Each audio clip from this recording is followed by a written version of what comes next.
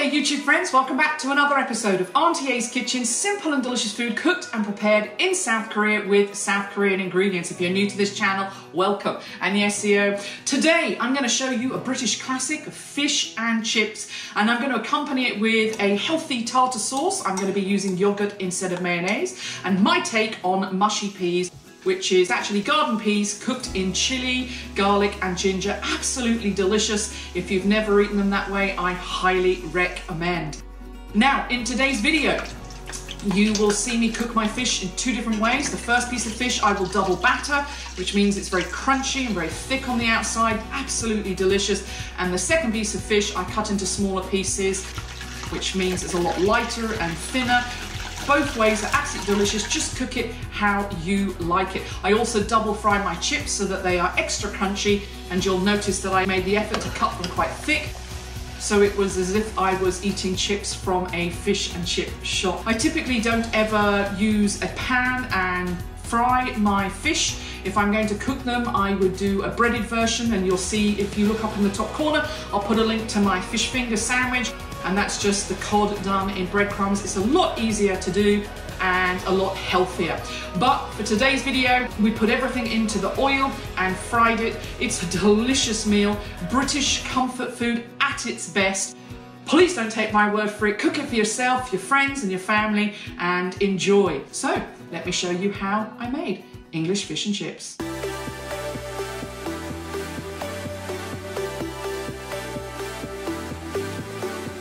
I peel 2 potatoes and place them into water until I'm ready to use them. I then cut them into even-sized chips so that they will cook at the same time. You could go for the easy option and use oven chips, but if you have the time, homemade chips are more satisfying to eat. I put salt in my water and then place them onto the stove. As soon as the water comes to a boil, I drain them and then place them onto a tray to cool. Once these have completely cooled down, I put them into my fridge.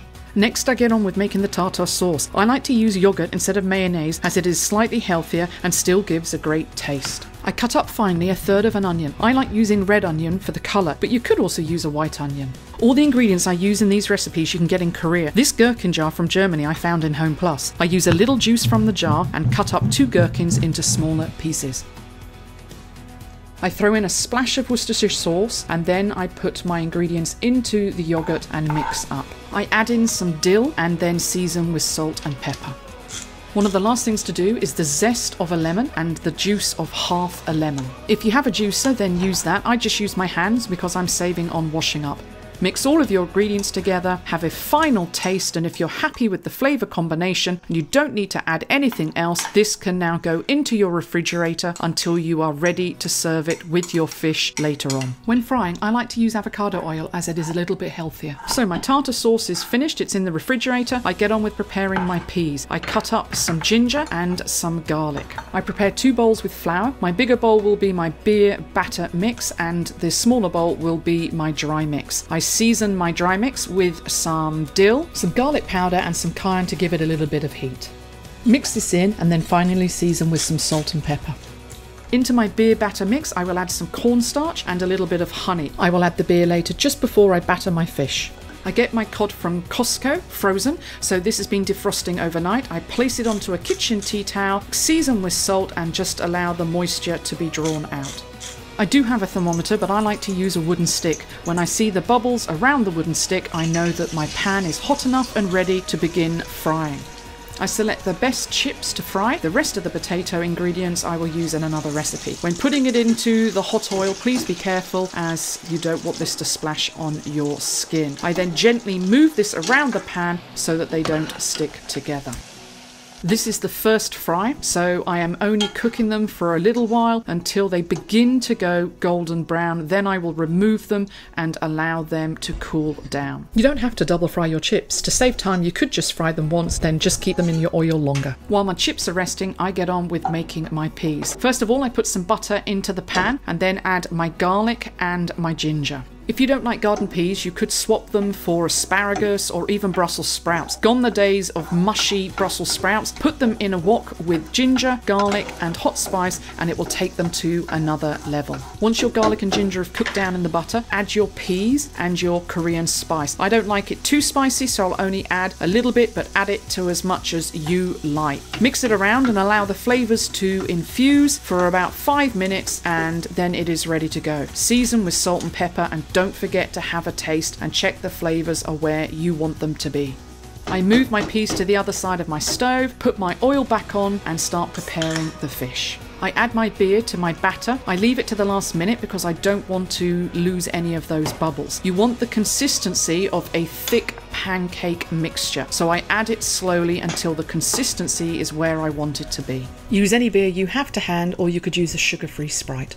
The consistency is where I want it to be, so I season with some salt and pepper and then I put my mixture into the fridge while I finish with the second fry of my chips. My oil has come up to temperature, so I put my chips back into the oil for their final fry. It doesn't take long. You're looking for a golden brown colour. When you're happy with the colour, remove them from the oil and place them onto a rack so that the oil can drip and drain off your fries. I want my chips to stay warm, so I place them into the oven on a low heat to stay warm while I cook my fish. I place the fish into my seasoned flour and make sure all the sides are evenly coated. I shake off any excess flour and then submerge my fish into the batter mix. A quick tip, try to only use one hand in the batter and keep the other hand clean. Once my cod is covered in batter, I hold it up and allow any excess batter to drip off, then place it gently into my oil. Hold your fish in the oil just for a few seconds and then drop it away from you gently. As I said in the introduction, I double batter my first piece of fish by gently pouring some extra batter with a spoon onto my fish. I splash some oil onto the top of the fish and then I flip it over and I repeat the same procedure with the other side of the fish. Don't worry if you don't pour on extra batter in a perfect way. I think the non-symmetrical shape adds character to your fish. You will notice I fish out any extra bits of batter floating around in my pan so that they do not burn.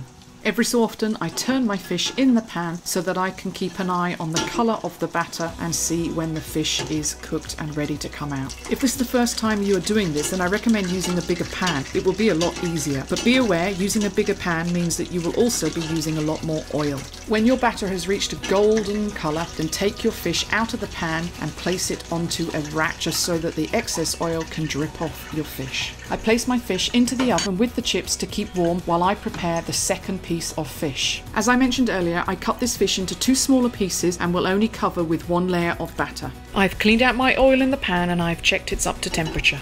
I then place the fish inside my oil, making sure to place it away from me so I don't get splashed with oil. Just be aware the smaller pieces of fish will cook quicker than the bigger pieces of fish. Exactly the same as the other piece of fish, every so often I turn over the fish so that it can evenly cook. While my fish finishes cooking, I quickly turn on the stovetop and reheat my peas ready to serve. It only takes a couple of minutes and then I put them into my serving dish.